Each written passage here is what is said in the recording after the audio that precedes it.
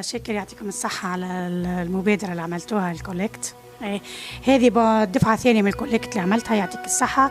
احنا غدوة أول قافلة إن شاء الله في الجمعة، معناها جمع التبرعات العينية لإغاثة الشعب الفلسطيني، باش نزوها إن شاء الله غدوة لتونس للناسيونال في ميغرين.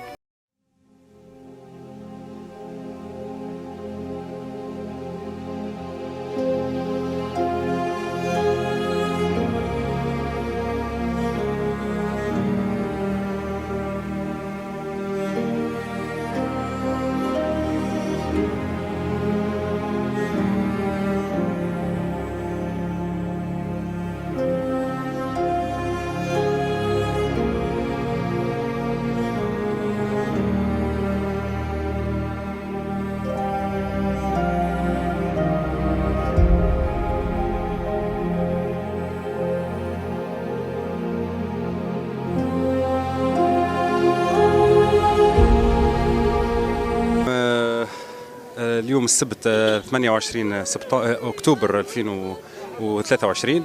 كما نشوفوا فرع هلال الأحمر حمة السوق قام بتجميع مجموعة من المساعدات العينية. مشكورين الأهالي في حمة السوق، سواء كانوا مواطنين أو جمعيات أو منظمات أو فاعلي خير، نتوجه لهم بالشكر من خلالكم.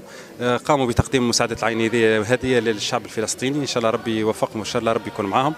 المساعدات هذه تم توجيهها للمقر المحلي بالتضامن الاجتماعي بالشراكه مع الهلال الاحمر التونسي، واليوم نشوفوا في يقع تجميعها باش يتم توجيهها للمقر المركزي للتضامن التونسي.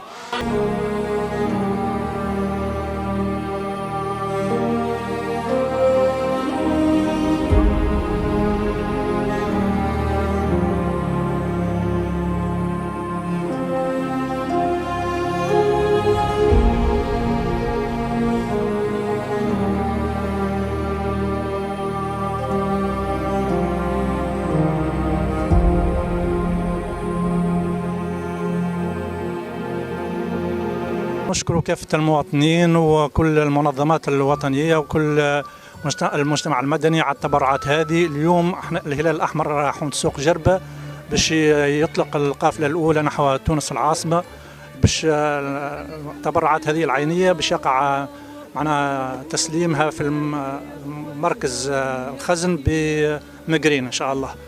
كانت التبرعات هذه معناها الحمد لله معناها مدد كبير ياسر جانا من طرف المواطنين، وإن شاء الله هذه مساهمة من الشعب التونسي باش يخفف آلام الشعب الفلسطيني، وإن شاء الله بادرة ليه باش معناها المهمة هذه الإنسانية هذه اللي يقوم بها الهلال الأحمر، هو أنه باش معناها يخفف آلام المجتمعات هذه، والأقربون أولى بالمعروف الشعب الفلسطيني اللي نحن، وإن شاء الله ندعموه هذا وندعموه بالأدعية وندعموه باللي نقدر عليه، وإن شاء الله يتحرر الأرض نتاعو ويعم السلام والأمن كافة العالم والبشرية.